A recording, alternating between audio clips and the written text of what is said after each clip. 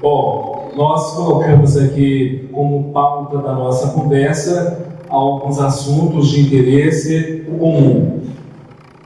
Como ele é profissional da área da sociologia, nós então pontuamos aqui os princípios da sociologia, a sua aplicação na sociedade moderna, na qual nós vivemos, a importância dos movimentos sociais dentro do cenário político brasileiro que nós estamos vivendo desde 2018, tumultuado com tantas e variadas emoções, e também as eleições de 2018 e outros assuntos de interesse da comunidade.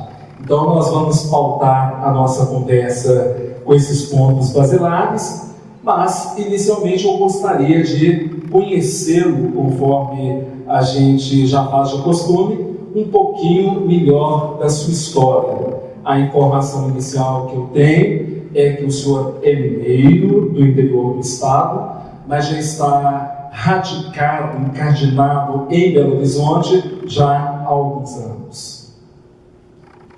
É verdade, eu sou de Nanuque, cidade do Nordeste mineiro, a 680 quilômetros daqui, da capital, não é? Filho de gente da roça, do sul da Bahia, minha mãe cantineira de escola pública, e eu tenho falado nas minhas andanças que, como todo menino da roça, do interior, vai para a cidade grande tentar a sorte.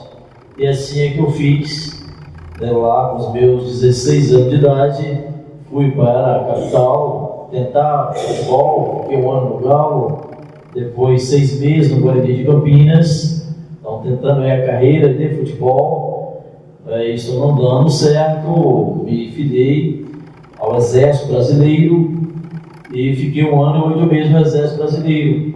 Então foi então que eu tive conhecimento da nação brasileira, estudei e formou uma personalidade, quer dizer, uma opinião de pátria, de nação, de Estado poderoso. Então isso me fez também uma personalidade, um caráter, uma visão nacional. E é claro que a partir daí me ingresso na política. Paradoxalmente, é dentro do Exército que eu faço a minha primeira leitura de obra teórica, o Manifesto do Partido Comunista.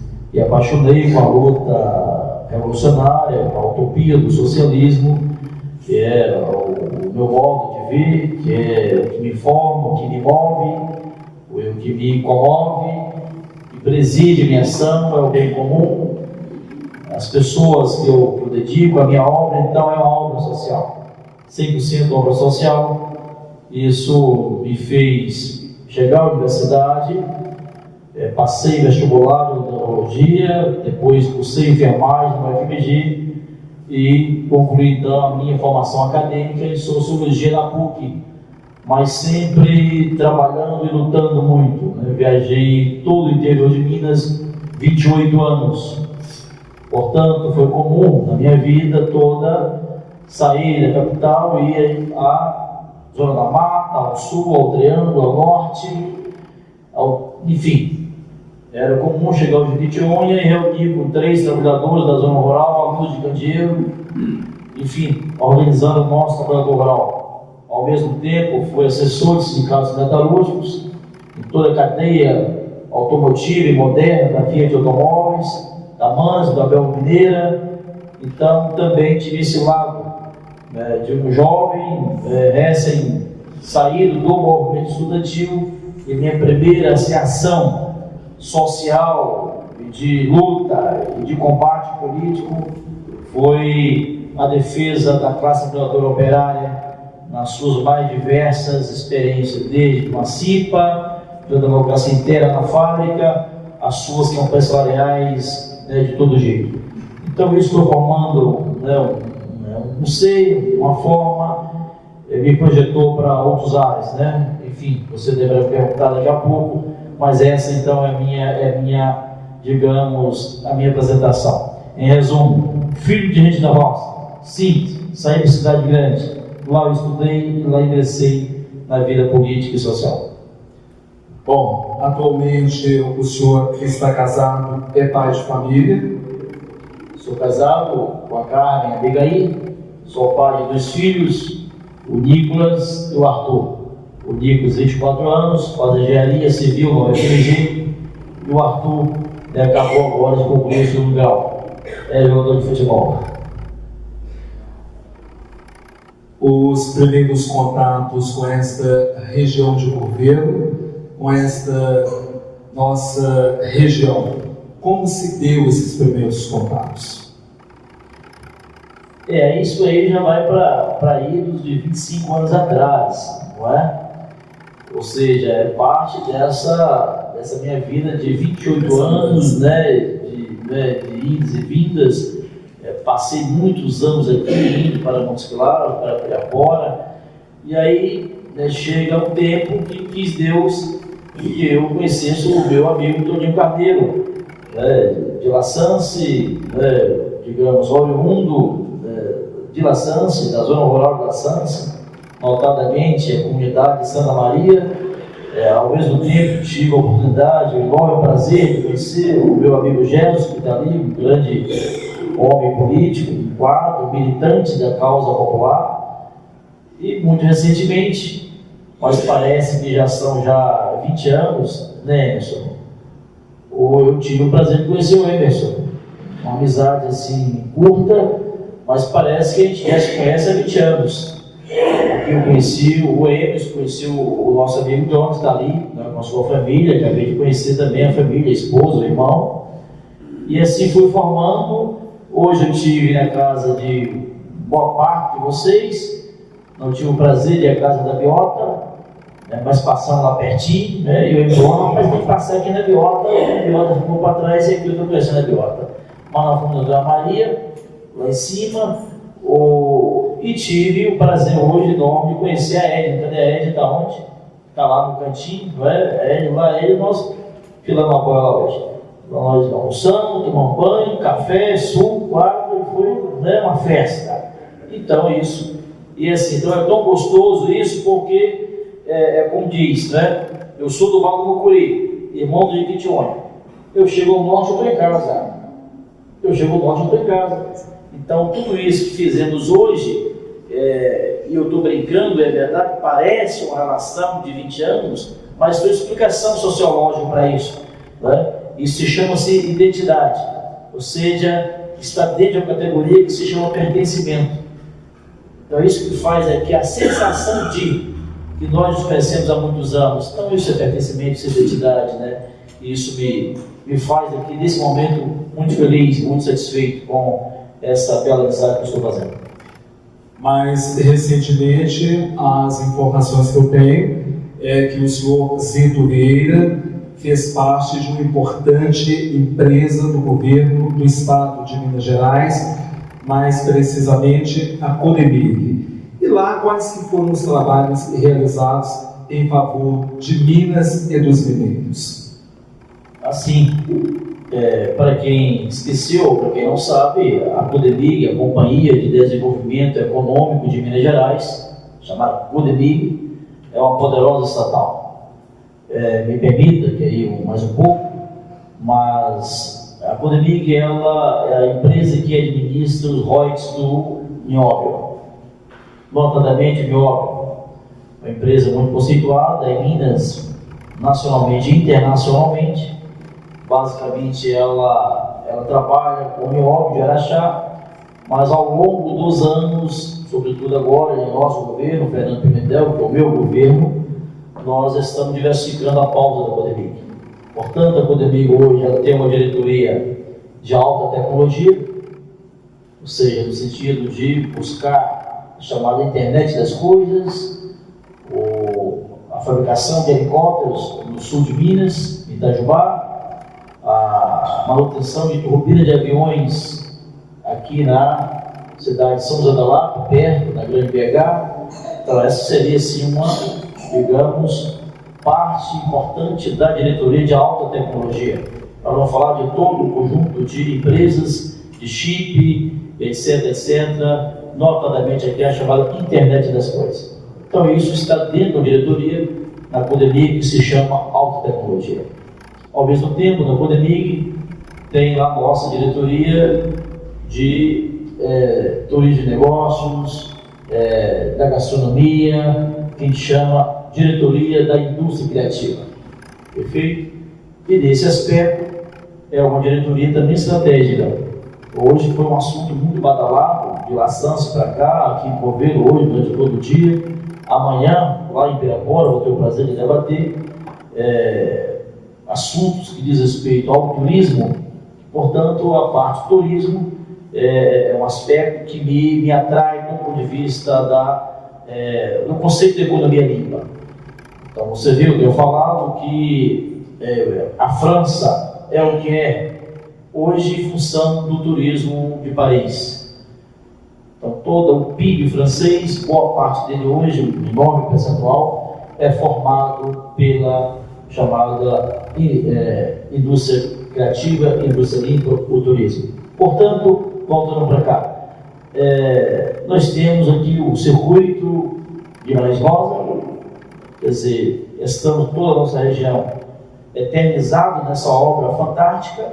Então, por falar em economia, o governo, a SANSE, a nossa micro-região, me parece em torno de 11 municípios com a população de 220 mil habitantes, só que na nossa micro, se somar toda a região geral, os nossos 21 municípios, coisa da ordem de 450 mil habitantes, que tem seu PIB, tem sua riqueza, tem sua vocação econômica, mas dentro dessa cadeia produtiva do sul-norte ou norte-sul, que compreende essas 21 cidades, penso que há um quê, ou uma pista que nós deveríamos aqui começar a investigar, começar a pensar. Ou seja, o circuito turístico que leva o nome Guimarães Rosa, a partir de Codesburgo, sua terra natal, está sendo explorado, está sendo investido, foi certificado, mas qual é o volume de investimento para que toda essa região passe rapidamente a se tornar um grande destino turístico. É o que eu falo. Numa BR como essa, passa em dezembro e janeiro, indo para o norte, para a Bahia, para Pirapora, etc., milhares e milhares de carros. Ora, meus amigos, esses milhares e milhares de carros e famílias que passam deveriam mudar radicalmente a sua rota. Por exemplo, passar por dentro do Codesburgo. Visitar ali, por exemplo, aquela bela imagem fantástica, fenomenal, uma imagem dos vaqueiros de Guimarães Rosa. Aquilo é fenomenal. Aquilo não existe no mundo. Aquela imagem dos vaqueiros de Guimarães Rosa. Está ali, comprovado, eternizado na sua obra histórica, fantástica, mundialmente conhecida aqui em Codesburgo. Pergunta-se quantos conhecem. Então se passa ali naquela praça, a praça, me perdoa, me desculpe, não conheço o prefeito, não tenho aqui nenhuma ação ou fala pejorativa, mas penso que o nosso gestor público precisa ter a cabeça mais arejada, com mais amplitude, ou seja, o turismo veio para ficar. Minas, com a nossa gastronomia, belíssima, saborosa, e na Copa do Mundo, que eu ajudei a coordenar, essa experiência de Copa do Mundo na capital, quando fui secretário de esporte, depois me falo disso, mas essa fantástica gastronomia, que é Minas Gerais. Esse povo ordeiro, esse povo receptivo, e essa obra de cultura, de arte, de música, enfim, de tudo que Minas tem, está ali eternizado em Codesburgo. E aqui vem o famoso circuito, o Sertão de Guimarães. Essa gente que não conhece, que desce de São Paulo para cá, os cariocas que descem para cá, precisa conhecer o circuito do Guimarães Rosa. Na opinião do senhor, essa região roseana tem de fato vocação para o turismo e Coveiro se enquadra nesse sentido com a Basílica de São Geraldo, com o forró que é considerado um dos melhores do Brasil e o melhor de Minas Gerais? Assim, perfeitamente. Quer dizer, quis Deus que reservasse para nós compor o circuito roseano. Eu estou chamando de circuito de Guimarães, assim? A obra roseana. Quis Deus isso. Aqui é um rodeio que pega a simbologia de toda a vaquejada, de toda a zona rural, mas tem aqui a obra fantástica da nossa igreja. Tem aqui a Sanse aqui pertinho, mora daqui, o Museu Carlos Chagas, acabei de visitar hoje. Quer dizer, a descoberta da doença, né, doença de Chagas, em 1909, pelo nosso pesquisador, Carlos Chagas, está aqui. Então, passa-se também naquela BR ao ano, ou, sobretudo, dezembro, janeiro, férias, milhares de carros. Se você está em asfalto e for ali anotar, eu vou provar para o povo de relação à região que passa ali naquela BR em dezembro e janeiro mais de 1 milhão de veículos. Pasmem, esse 1 milhão de veículos que passa naquela BR indo para o norte, Bahia, não fica para comprar uma bala doce, um picolé, um chiclete, né, uma máquina fotográfica, um filme, não sei, não passa, não fica na Sanse. Pergunta-se quantos desses passam aqui nessa velocidade? Por velocidade que tem a sua pegada. População de 80 mil habitantes, um PIB de 1 bilhão e 200 milhões, um orçamento de 160 bilhões, orçamento de governo. Claro que ainda não dá, até uma pegada. Grandes empresas que tem aqui, enfim, universidades que tem, mas ainda falta. Com seus problemas, é uma cidade moderna, é uma cidade de polo de toda essa região, e toda cidade naturalmente tem seus problemas de ordem de segurança pública, de ordem de educação pública, perfeito? De saúde pública, enfim, de meio ambiente, de tudo que você imaginar, é óbvio. E eu estou aqui exatamente para conhecer mais e melhor vocês e a realidade socioeconômica e cultural da região, para eu também formar a minha narrativa. Mas eu não sei, eu quero conhecer, eu quero dominar, quero saber. Porque na condição de agente social, agente público, nada melhor do que conhecer você formar uma proposta de política pública. O que pode fazer o Zito, que viajou 28 anos, conhece aqui, mas agora está conhecendo melhor. Bom, estou aqui para ouvir vocês daqui a pouco. Os primeiros contatos com os movimentos sociais e políticos, eles se deram já em tenra idade, logo nos primeiros anos de vida, ou isso foi algo que aconteceu agora mais recentemente? Não, isso aconteceu com os meus 17 anos de vida. Ou seja, eu fui vicentino.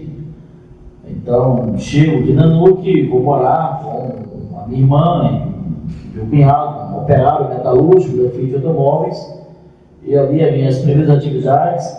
Então, apaixonado com o Brizola, era a minha referência política, o Brizola. Depois veio a turma do PT, enfim, namorei muito o PT, mas a minha paixão mesmo, né, que eu namorei, noivei e casei, foi o PCdoB. Mas eu dialogo com todos os outros. Nesses quase 30 anos de militância, de andanças políticas por Minas e pelo Brasil, o senhor teve a oportunidade de aprender bastante, o senhor considera que aprendeu muita coisa com o povo mineiro, com essa gente com a qual o senhor lidou durante esse tempo? Assim, porque o melhor do aprendizado é o aprendizado coletivo, não é o aprendizado individual. Você precisa se organizar individualmente para se esforçar em buscar categorias teóricas, ferramentas de análise, mas o melhor aprendizado é o aprendizado do povo, ou seja, na luta diária, lá na ponta com o povo, seja com o trabalhador da roça, seja com o intelectual da UFMG, da Universidade Federal de Diamantina, ou qualquer faculdade por aqui das roças, entende? Então, a minha experiência de militância política, de fato, ela em si é uma universidade. Então, eu aprendi um pouco e não sei ainda quase nada. Eu sempre está aprendendo, entende? E é bom ter essa dimensão. Sempre está aprendendo. Bom, o partido que o senhor administra, representa em Belo Horizonte, que é o PCdoB, o Partido Comunista do Brasil, é um dos mais antigos da história do país. E o que o PCdoB em si fez pelo Brasil e por Minas especificamente? nós somos o partido que mais vida cedeu pela nação brasileira. Ou seja, na guerrilha do Araguaia, na década de 70, o Exército Brasileiro teve que mobilizar 20 mil homens para torturar, dizimar e assassinar 70 companheiros do PCdoB que lutavam por apenas liberdade e o bem comum. Aquela gente que fazia medicina na UFMG, fazia odontologia na Universidade Federal do Rio de Janeiro, ou São Paulo, ou Pará, ou Bahia, esses jovens de 20 e poucos anos foram para a selva do Araguaia lutar pela democracia brasileira, porque não tinha espaço na cidade para fazer o que eu estou fazendo aqui. Porque também era o ódio de classe, a perseguição. Qual é o problema? Eu, como qualquer evangélico, como qualquer católico, minha mãe é evangélica, minha sogra é da Assembleia de Deus há 50 anos, eu tenho uma fé, eu tenho uma crença, eu tenho uma consciência. Portanto, qual é o mal? O mal de um homem de fé, mas o homem da obra social é cuidar das pessoas. Por que a gente não pode cuidar das pessoas? Não é isso? O Emerson cuida das pessoas em Covelo, o Jones cuida das pessoas na saúde, a Tatiana e tudo mais, logo são comunas, pessoas não gratas, logo tem que ser dizimados em nome de quê? Não, porque eles formam consciência. Perfeito? Eles formam consciência. E formar consciência é a coisa fundamental. Isso é um patrimônio imaterial caríssimo. Formar consciência. Como sociólogo que o senhor é, nesses quase 100 anos, esse quase um século de vida do PCdoB, do Partido Comunista do Brasil, a política passou por muitas mudanças, por muitas transformações. Os políticos que antes eram vistos como salvadores da pátria, como homens de bem, hoje, em alguns casos, estão em total descrédito. A política já não tem mais aquela importância da sua fase inicial. O que fazer para resgatar a credibilidade na política? Bom, essa pergunta talvez assim, é das mais atuais e necessárias numa plateia como essa. Eu não bato palma para a crise política brasileira. Como diz um programa que tem na televisão, né? Eu não tiro o chapéu para a crise política brasileira. Mas, respondendo à pergunta do Geraldo, eu quero dizer que dentro da crise não cabe salvador da pátria. Aqui não vai ser um general, não vai ser um monarca, aqui não vai ter uma pessoa com a mão divina e vai, olha, está resolvido o problema da crise política e econômica brasileira. A crise política brasileira, ela precisa ser resolvida pelos políticos. Por isso que a democracia é fundamental para nós. Ou seja, o vereador que não serve, você tira e coloca o bom. O deputado que não serve, você tira e coloca o melhor. O senador que não faz um discurso no Congresso Nacional. Às vezes faz coisas até muito estranhas. Perfeito? E tem senador assim. Aliás, tem senador que chefia a rota de tráfego. Perfeito? Para ficar só na frase. Tem senador que chefia a rota de tráfego. Entende? Então tira, coloca o outro senador ou a senadora. Ao presidente que não faz política pública, social e que não serve, tira esse presidente pelo voto democraticamente e coloca um outro presidente ou uma presidenta. O que não cabe num cenário desse, no afã de resolver uma crise política e uma crise econômica, enfim, golpeia e compromete a democracia brasileira. Então é importante, eu fico nesse lugar, sou dessa visão, até polêmica, mas, enfim, eu não posso esconder a minha posição política. Ocorreu no Brasil um golpe tido como golpe parlamentar.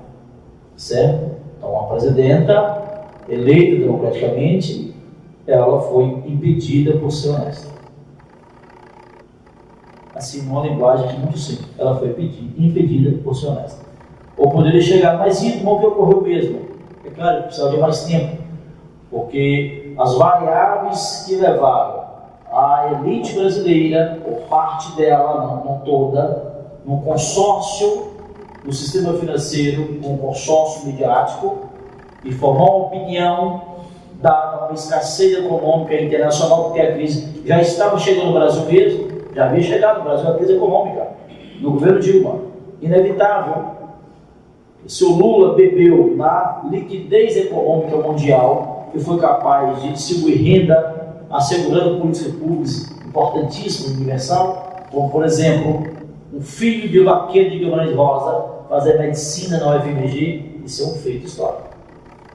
Um filho de lavadeira do Jequitinhonha fazer odonto na UFMG é um feito histórico.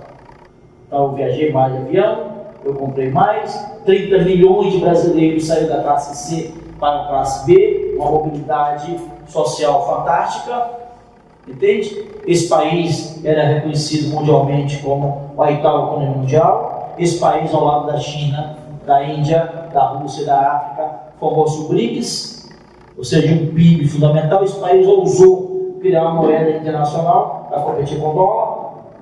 Enfim, é esse país que foi brincando, se tornou gigante mundialmente. Pasmem. Me perdoa, mas a fala não é para simplificar, mas parece que eu estou vivendo um pesadelo. Eu não estou acreditando no que está ocorrendo no Brasil. Eu tenho 34 anos de militância política. Eu não estou acreditando que o maior líder popular do mundo e da América Latina está preso nesse momento. Porque alguém falou que ele tem convicção, está aí a prova quase próxima da prova, não tem a prova, mas está quase próxima da prova, mas tem convicção do que o Lula. Nesse não acreditar no momento em que o país está vivendo, dessa crise institucional e política, qual o papel que o senhor acha que tem a comunidade de governo desta região rosiana, do estado de Minas Gerais e do Brasil nessas tomadas de decisões? Bom, aqui eu falo para uma parcela importante da sociedade, de governo, uma cidade de 80 mil habitantes, que veio aqui me ouvir a seu convite, o convite de tanta liderança aqui presente. Mas eu poderia dizer o seguinte: daqui a pouco eu estou falando para uma rádio que vai falar aqui para 250 mil habitantes de toda a região. E minha fala é essa: a fala simples, a fala concreta, a fala direta. Ou seja, esse povo precisa ser protagonista de sua história. Isso vale para a Câmara Municipal de Governo, de Laçança, de Corim, de Fertilândia, de Monjouros, vale para as câmaras municipais. Se nós não, a partir de agora, ter a vigilância, ter a capacidade de análise, nada de saco de cimento, nada de malandragem, porque a pessoa que dá o saco de cimento, amanhã ele vota lá em Brasília contra a reforma, a favor da reforma trabalhista do Temer, aprovada, ou a favor de uma reforma de previdência draconiana, aliás, pauta em Brasília, por enquanto retirada. Ou seja, o trabalhador, para aposentar agora, no conteúdo da reforma do Temer, ele vai precisar de 50 anos de contribuição. 70, 80 anos de idade, não vai aposentar. Então, mesmo que dá um saco de cimento aqui em Brasília, vota a favor de reformas tão danosas. Portanto, a sua pergunta, eu disse, Geraldo, o controle social da gestão pública tem que ser melhor desenvolvido. Como está o orçamento de governo? Vamos no concreto? Os 158 milhões, que eu estou arredondando para 160 milhões, é o orçamento da cidade de Governo. Como é gasto esse dinheiro em Governo? Vocês sabem? Qual o percentual disso que está na saúde, na educação, no esporte, no meio ambiente, na segurança municipal? Qual é? O que está indo para as crianças, os idosos? Qual é a política pública? Então você começa a medir um governo quando você estuda o orçamento municipal dele, o orçamento estadual dele, o orçamento federal. No caso aqui, o orçamento municipal. Então, meus amigos, nós temos que saber para onde está indo o nosso dinheiro. Aí você começa a medir o governo, o caráter dele, a forma dele. Perfeito? Então isso é fundamental. Então a pergunta é pertinente e muito inteligente. É fundamental o controle social para as coisas perto da gente, que é o orçamento do município, mas ao mesmo tempo o orçamento da União, ao mesmo tempo o orçamento do Estado. Para a gente começar, quando chegar aqui um deputado, um salão desse, ou o governador, ou o presidente da República, você está inteirado, você está consciente que parece palavra não. Nós temos que dominar a pauta econômica. Eu estou dizendo de um circuito turístico que tem que ser, entende? Movido, preparado, entende? Ou seja, eu tenho que ter aqui, daqui a pouco, uma preparação para o meu receptivo do turístico.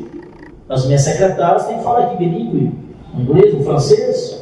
O meu garçom tem que ter curso de recepção. E quem cuida disso? Os meus campinhos de futebol tem que ter lá uma camisa, uma bola, um professor de educação física, deve incluir essa meninada que está na rua para ir para droga, por exemplo. Porque senão aumenta cada vez mais, Tatiane, a população carcerária da cidade. Com a capacidade de 104 presos, hoje em 320 presos em governo. Isso é rebelião, isso é panela de pressão. Nós temos 320 presos num penitenciário que foi construído para 104. Problema. Está aí problema. Perfeito? Ou as nossas estradas vicinais. Como é que nós vamos escoar o leite? O carro que leva à escola. Os meninos para a escola. Ou a ambulância que tem que pegar um idoso na zona rural para trazer para o hospital aqui com especialidade médica, e às vezes não tem aqui esse médico da especialidade médica, e o Emerson tem que botar no carro e sair correndo para o Belo Horizonte, como ele faz toda semana. Então, olha, viu como é que o estudo do nosso orçamento, de onde está indo o nosso dinheiro, é fundamental para você começar a fazer análise. Olha que eu fiquei no viés econômico. Eu poderia falar do viés social-democrático. Quantas conferências ocorrem em governo, por exemplo? Desculpe, pessoal, do governo que eu estou em governo. Eu poderia citar qualquer cidade, tá? Eu não estou falando direcionado a nenhum gestor. Eu estou com esse cuidado aqui. Não tenho nada contra, aliás, não conheço aqui a pessoa, o prefeito municipal.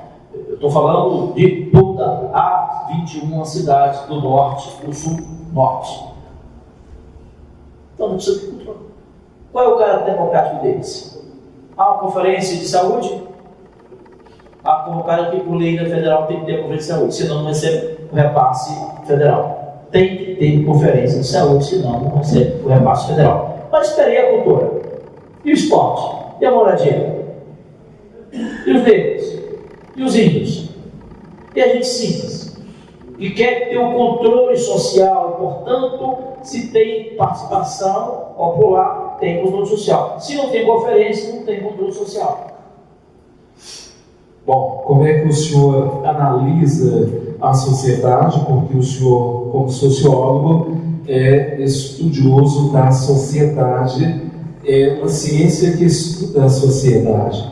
Essa de hoje, se comparada a de 100 anos atrás, as pessoas estão mais acomodadas, as pessoas estão mais apáticas do que até então, as pessoas deveriam participar mais efetivamente dessas decisões governamentais, essas decisões de governo, e com isso contribuir com a administração da cidade, como o senhor aqui coloca, nessa participação desse controle social.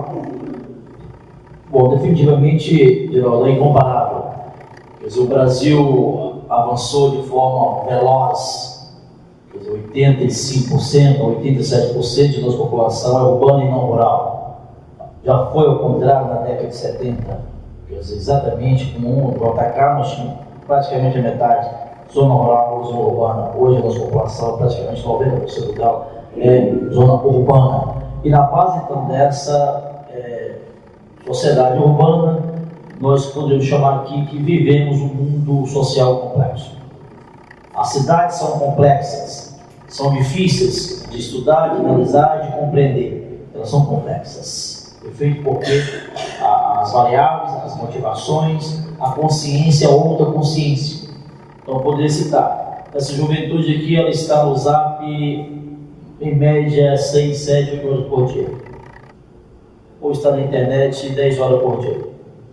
Perfeito? Olha, e essa é uma tomada de consciência. A nossa juventude, ela tem mais informação muito veloz. Ela está conectada à China, ao Oriente Médio, à América, à Europa, está conectada. Perfeito? Agora, o problema é essa conexão, a informação não. Essa é uma conexão. Isso é um volume enorme de informação, mas não é informação. Perfeito? Nós precisamos de ler mais, de estudar mais. Quer dizer, isso aqui, essa internet, perfeito?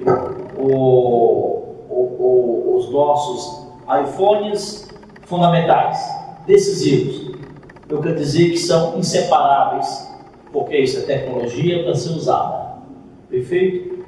Mas se a gente for capaz de pegar essa tecnologia moderna e ao mesmo tempo buscar aprofundar cada vez mais em leituras complementares, e é isso que está ocorrendo, perfeito? Então, há mais a população que estudou mais, nós temos mais cientistas, deveria ter muito mais, mas o Brasil já formou, no tempo do Fernando Henrique, 10 mil doutores ano, com Lula chegou a formar 24 mil doutores ano, perfeito? Aí eu não vou me empolgar, senão vou falar outras coisas, entende? Uma pena, lamentável. 22 milhões de empregados no nosso governo, no nosso ciclo, contra 14 milhões agora de desempregados.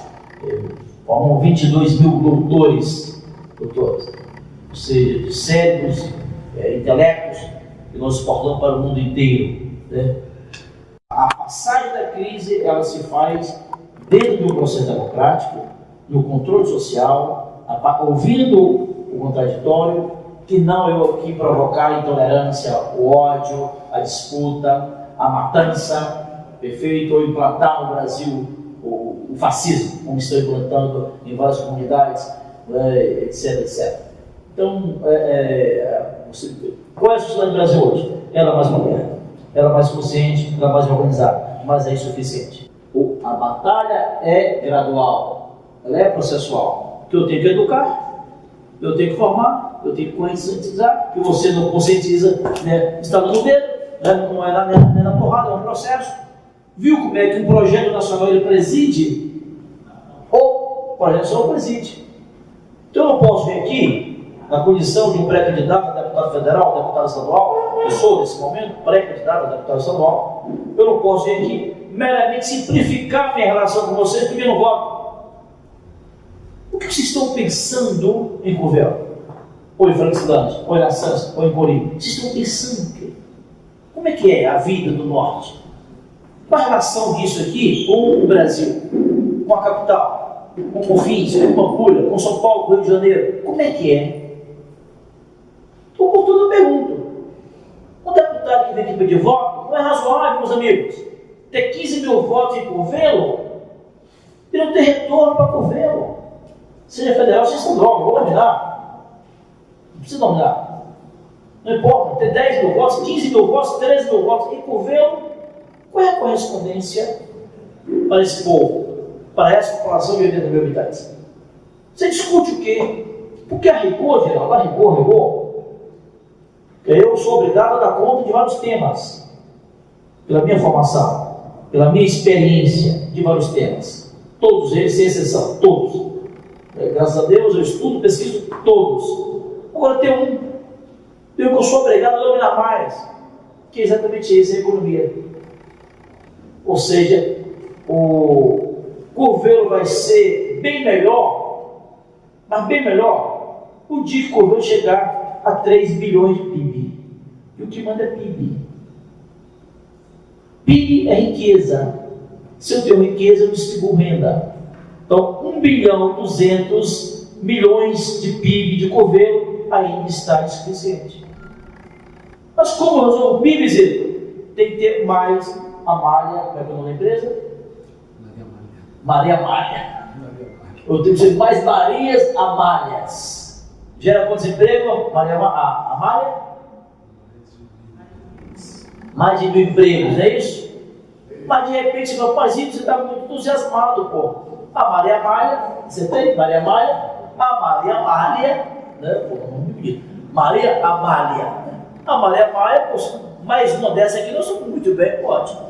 Imaginou um frigorífico aqui, vai gerar 1 milhão? Eu estou ouvindo agora de reunião com fazendeiros, nós temos aqui um rebanho fantástico de Nelore, a região é boa para Nelore, portanto falando de gado de corte, já é um negócio, e não tem um frigorífico nessa região que abrange 21 cidades, uma população de 450 mil habitantes. Olha aí, um frigorífico desse porte para bater aqui 1.000 boi, dia dado meu, né, gera aqui 1.500 empregos. Pronto, olha, então eu estou na cadeia para onde eu vi vocês, na vocação de vocês. Essa terra tem boi. Cadê o frigorífico? O nosso boi tem para onde? O nosso couro tem para onde? Onde foi o couro? Aqui, ó. Para, né, fabricar um sapato, um cinto, uma bolsa, gerar emprego e renda. Para onde está indo o nosso boi? Do norte. Está indo para fora. Está indo para o sul de Minas. O nosso couro está indo para o Rio Grande do Sul. Está indo para o oeste, não está ficando aqui. Então, estou falando de vocação econômica regional. Ou como é que está o nosso artesanato? Onde está o nosso artesanato? Sabe quanto custa uma boneca daquela, a namoradeira? Uma namoradeira? Todo mundo sabe o que é namoradeira? Que fica uma pena ali? Me perdoa, aquela garneca bonita, não é maravilhosa? E é mesmo? 800 euros custa uma dessa na Europa. E nós compramos aqui a 680 reais, 800 euros e fica uma dessa na Europa. Onde tem essa cadeia? Quem está motivando? O governo está dando incentivo para esse artesão ou essa artesã produzir em cadeia a namoradeira? Viu como é que eu estou entrando na pauta de vocês, da vocação econômica regional dessa cadeia aqui? Qual é o gestor que está pensando isso? A China faz isso hoje de forma espetacular, indo ao interior da China para beber na vocação econômica regional do interior da China.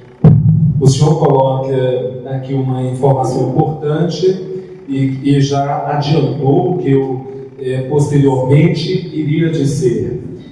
O senhor é pré-candidato a deputado estadual, hoje presidente do PCdoB, o Partido Comunista do Brasil, de Belo Horizonte, uma das capitais mais importantes do país. E o partido lá tem muita história, como tem história também no país. Nesse seu intento de ser pré-candidato e posteriormente candidato a deputado estadual à Assembleia Legislativa do Estado de Minas Gerais. Mas o senhor já tem algumas experiências eletivas. Inclusive, eu, numa pesquisa rápida que fiz, fiquei muito impressionado de saber que quando o senhor foi candidato, uma das poucas vezes em que o senhor foi candidato, a um cargo importante, que era o Senado da República, o senhor obteve quase 2 milhões de votos em Minas Gerais. Essas experiências foram ricas e as suas expectativas são boas com relação a esse seu intento? Sim, essa é uma bela lembrança. Ter essa quantidade de votos para senador prova uma coisa: as ideias, a narrativa, as propostas têm força. Eu tive essa quantidade de votos falando isso aqui.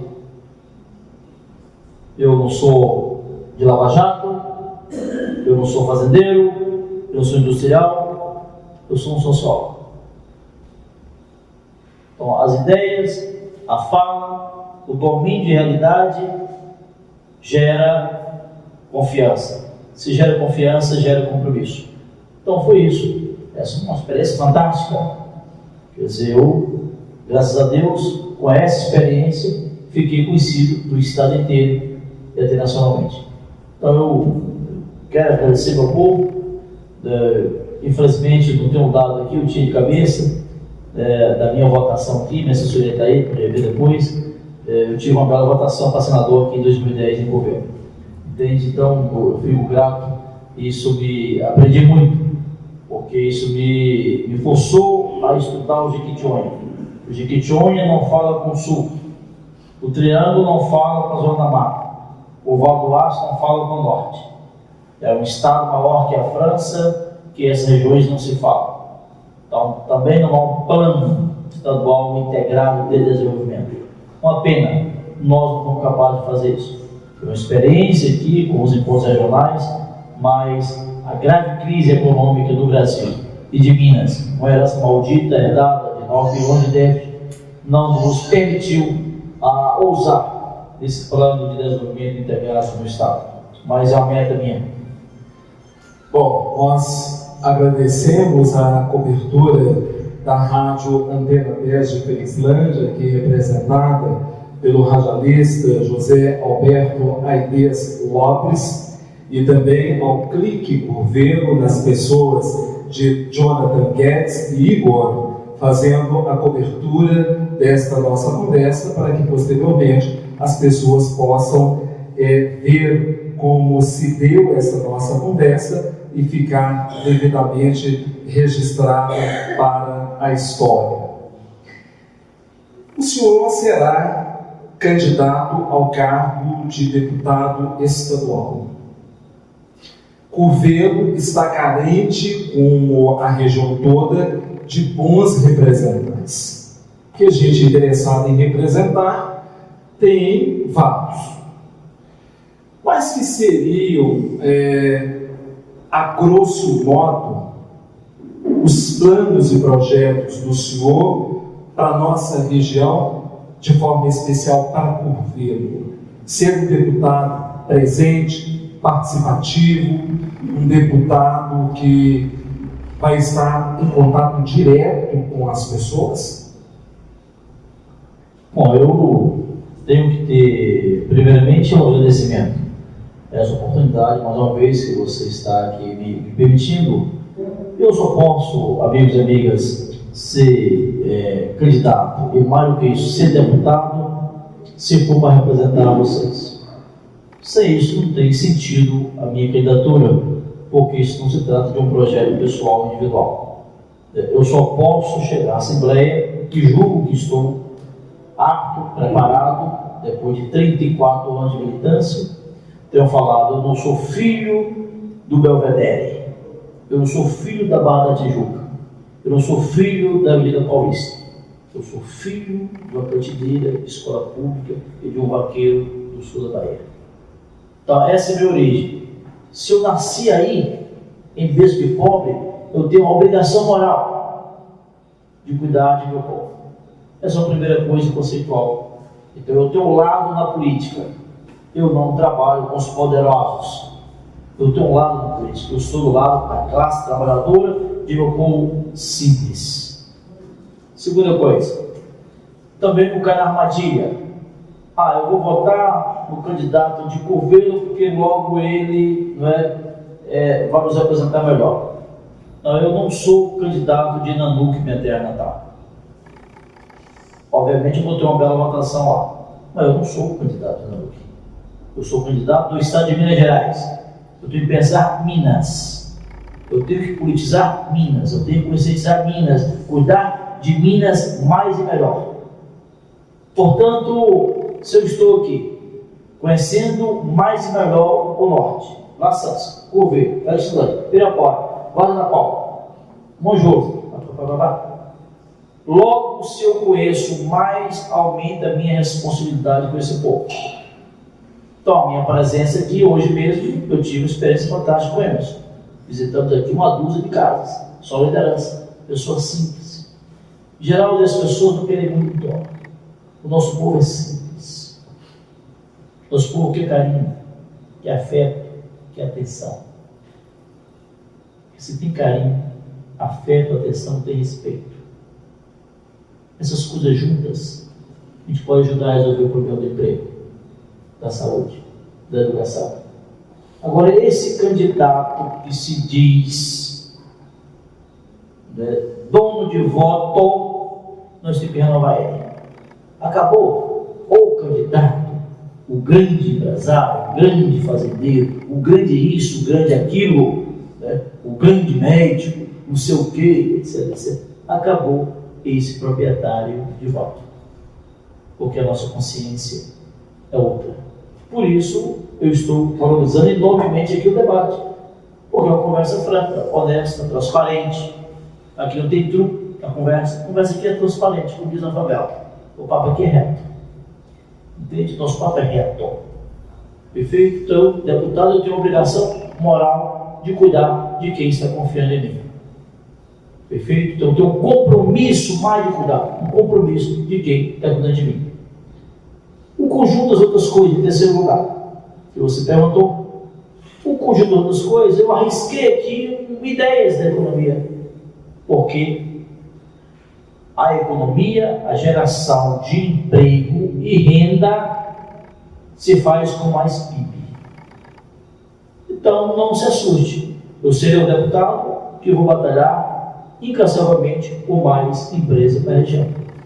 Nesse sentido, os apoios granjeados por Zito Vieira têm sido satisfatórios. O senhor fala a respeito do senhor Jonas Rocha, que é uma das lideranças do bairro Bandeirantes, Bom Jesus. O senhor fala a respeito do Emerson, do Mototáxi, ali do bairro Serra Verde, Santa Maria, aquela região toda.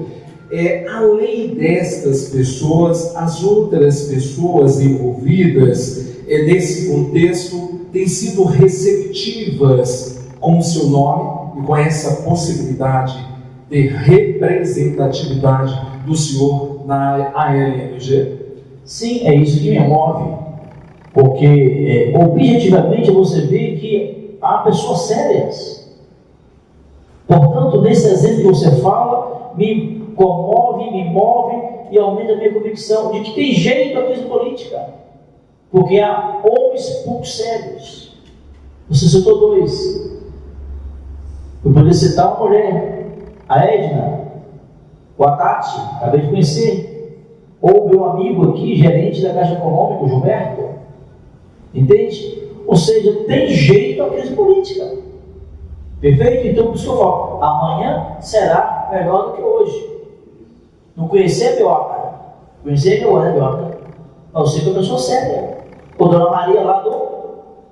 Dona Maria tá ali quietinha, tá ali, olha, um sorriso maravilhoso dele, ou seja, tem jeito, pessoa séria. Conheci lá o seu menino da Folha do Reis, seu Moreno, tem jeito, né? E ele falou com ele: Emerson, você está me apresentando, logo eu vou apreciar.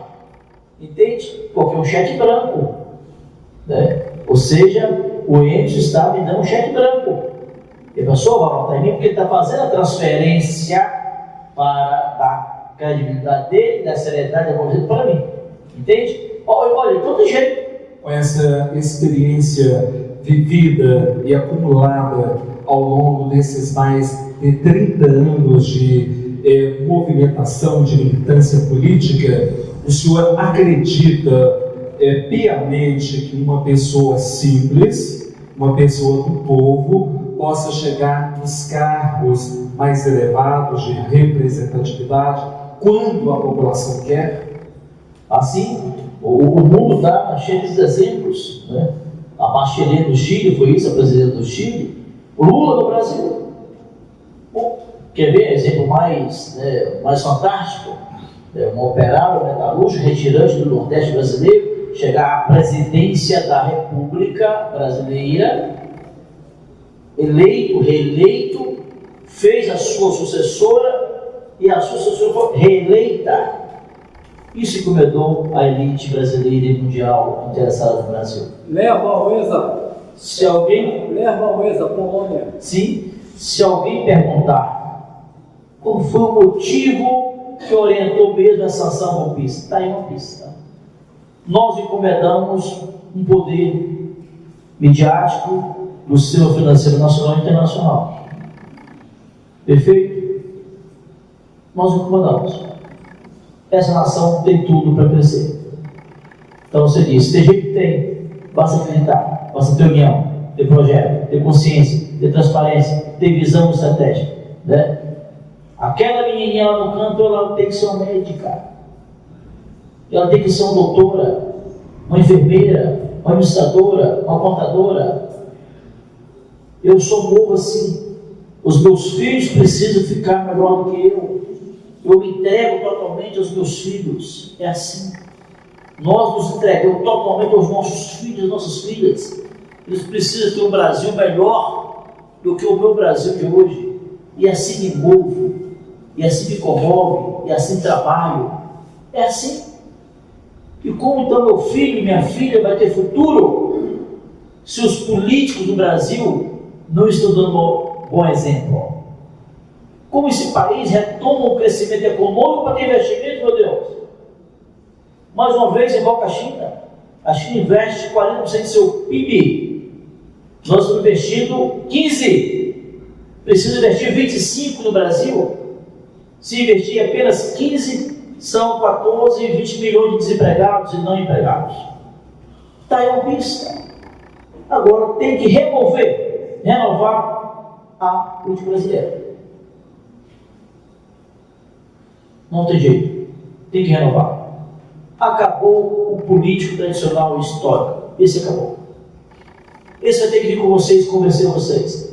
Vocês não admitem mais o tapinha nas costas, o bababá. Ou apresenta uma perspectiva de retomada de comportamento ético, sério, mas sobretudo, além do comportamento ético sério, presidido por honestidade profunda, nós teremos que ser capazes de indicar o caminho para o nosso povo, nossa gente. Perfeito? Acabou as promessas vãs, artificiais. Por isso eu tenho cuidado aqui na fala. Não posso prometer nada aqui que eu não tenho segurança. Nada. Estou aqui dialogando com vocês, buscando uma perspectiva, qual é a pista, qual é o nosso potencial, como a gente pode caminhar para a gente formar convicção. Bom, nós já estamos praticamente chegando ao final dessa nossa conversa com o sociólogo José Vieira Filho, popularmente conhecido como Cito Vieira, e que certamente vai ser muito falado da agora para frente, quer seja em Curvelo, quer seja nesta região roseana, quer seja no estado de Minas Gerais, como já o sobretudo na região metropolitana de Belo Horizonte. Na opinião do senhor, fazendo uma análise geral de tudo que nós estamos vivendo nesse momento, em 2018, o país que nós vivemos tem de fato jeito a começar daqui? Tem. O Brasil tem jeito. O Brasil é uma potência mundial. O Brasil está vocacionado a ser uma grande nação no mundo inteiro. Basta fazer isso que eu aqui busquei rapidamente dialogar com meus amigos e minhas amigas. Nós precisamos de ter um projeto de retomada do desenvolvimento nacional. Perfeito? Senão não podemos operar com a macroeconomia que está aí. Com taxa Selic de 6%, 7% já chegou a 11%. Nós não poderemos operar o país com a taxa de desemprego para 12 milhões. Nós não poderemos operar o Brasil com costas para cá em frente para a Europa, ou costas para cá em frente para os Estados Unidos. Nós não veremos de entrar no jogo político mundial, na geopolítica mundial, com cabeça erguida. Tem jeito, sim. Nós temos aqui cientistas preparadíssimos.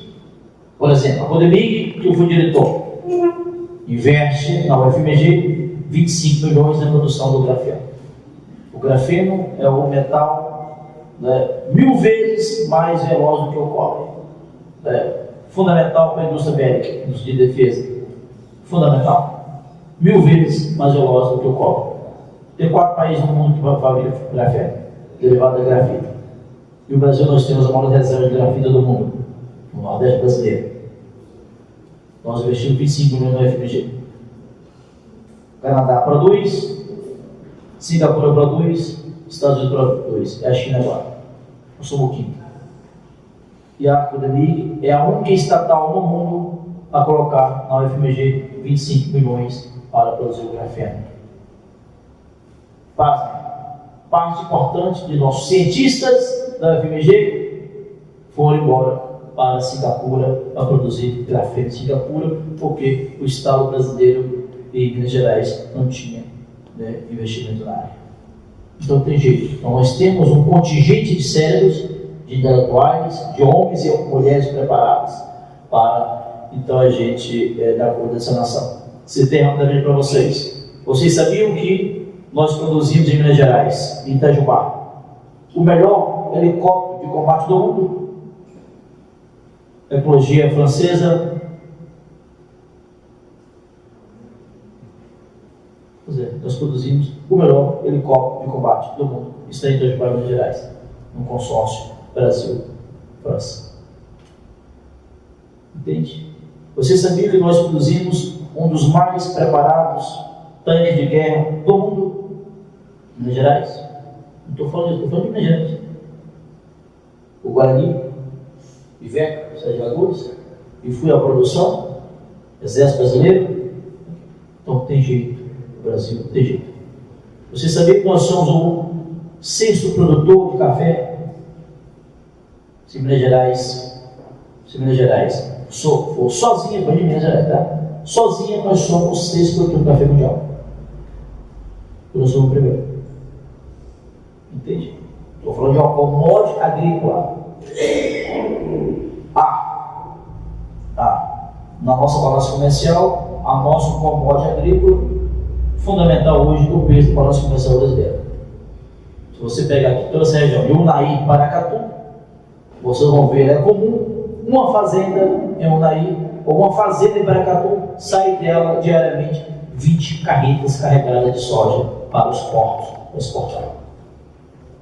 Quinto, você sabia que Jaíba nosso, aqui pertinho, sai de Jaíba toda sexta-feira, toneladas de manga, e chega os portos da Europa todo domingo.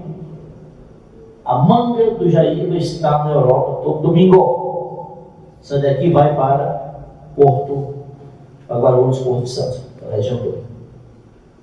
Então tem jeito no Brasil, basta investir. As pessoas interessadas em acompanhar o seu trabalho e estas suas andanças por Minas Gerais e pelo Brasil, o que devem fazer? Naturalmente, como homem antenado e culto que é, está nas redes sociais. Assim, tem a hashtag Zito Vieira. Nós estamos nesse momento fazendo uma reforma em nossa equipe de comunicação para a gente relançar em alto estilo a nossa nova página com essas preocupações. Claro que uma linguagem mais simples, né, mais coloquial, e sem muito texto, né, porque aí é rede social. Mas é um esforço de democratizar o nosso pensamento e a nossa visão, né, com a nossa população, os nossos simpatizantes, às vezes não leitores, não simpatizante, um amigo, mas eu aproveito. Estou terminando. Não é isso? Você me perguntou se de fato eu sou pré-candidato. Se eu não falei, não respondi ainda. E eu queria dizer isso. Geraldo Magela, eu sou pré-candidato a deputado estadual por Minas Gerais.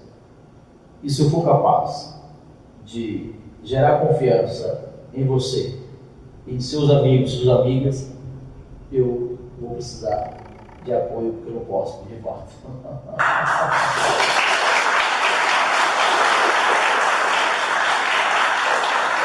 Olha, eu devo fazer uma ressalva importante. Nós estamos conversando há 1h10, geralmente eu converso exatamente 1 hora. Hoje nós estamos tendo aqui em Governo um evento importante aqui na Basílica de São Geraldo, aqui com os padres redentoristas, e várias pessoas que viriam, inclusive vários jornalistas que aqui estão nessa cobertura, porque lá estão envolvidos veículos de comunicação. Mas o senhor, mais uma vez, se supera, um entrevistado que se supera, porque eu, como bom observador que sou, vejo aqui uma plateia grande de pessoas que veio para ouvir suas propostas, as suas opiniões, e pelas fichas que eu vi ali preenchidas, lideranças conhecidas da comunidade de Curvelo, da região, que deixaram seus compromissos nesta segunda-feira, véspera de feriado, amanhã, dia do trabalho, o nosso dia, já que somos trabalhadores, para ouvi-lo nesta conversa de uma hora, que certamente vai ficar na nossa história pessoal e na história de cada um que saiu de casa para ouvi-lo. Eu fico, de fato, muito feliz que o senhor tenha atendido o meu convite. Eu espero que esse não seja o último, mas seja o primeiro de vários. Que o senhor venha participar dos debates que eu oportunamente vou fazer com os candidatos a deputados estadual, federal, talvez um auditório maior, com a participação de faculdades, de imprensa, enfim, para debater com gente de nível, como é o seu caso, e de qualidade. As suas considerações finais, eu fico honrado com a sua presença nesta 26ª edição do projeto Personalidade de Expressão e desejoso de que Zito Vieira, de fato, possa concluir esses seus intentos, sendo, se for da vontade dos que aqui estão, e da vontade dos outros mineiros e mineiras, representar todos nós na ALMG para o próximo pleito. Que o senhor seja muito feliz. Bem, gente, é claro que a gente fica emocionado, e eu quero dizer que nada paga esse momento, porque ao agradecer o convite que o Geraldo me fez, eu quero dizer que ele sim, ele está fazendo a política de P maiúsculo, porque que nada mais é do que uma grande prestação de serviço social, serviço de consciência política, serviço de sociologia, de cultura, enfim, você está instigando a gente pensar, a gente matutar, então isso é educação, isso é instigar a consciência, que não tem um debate menor, o debate até às vezes mais complexo, dependendo dos conceitos que a gente usa, ou da pedagogia que a gente aqui estabelece. Então, que você, nessa noite, pelo seu talento, o seu compromisso social, você nos ofertou um grande momento de reflexão política, cultural, econômica. Então, você que merece meus parabéns, obrigado aqui por esse seu convite. Você é um grande talento. Bom, para agradecer o nosso entrevistado por esta aula que não foi só pedagógica, que foi uma aula de divisão de conhecimento, eu peço a todos que o cumprimentem com uma salva de palmas.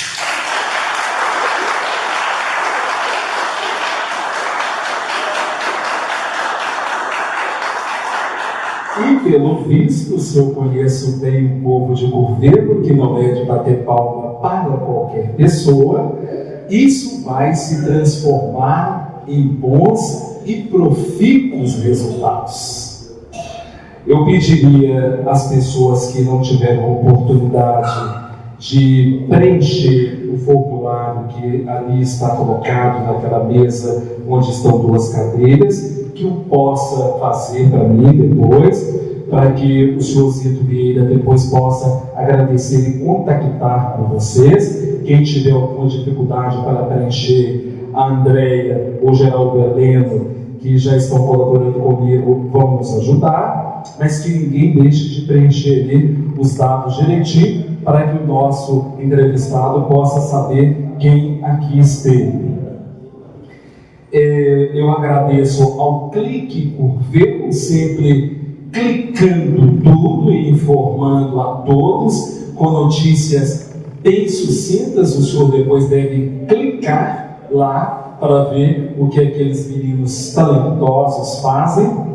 E também agradecer ao meu colega de radiodifusão, José Alberto Aidez Lopes, e a boa gente de Felizlândia e da Rádio Portal FM Degoito.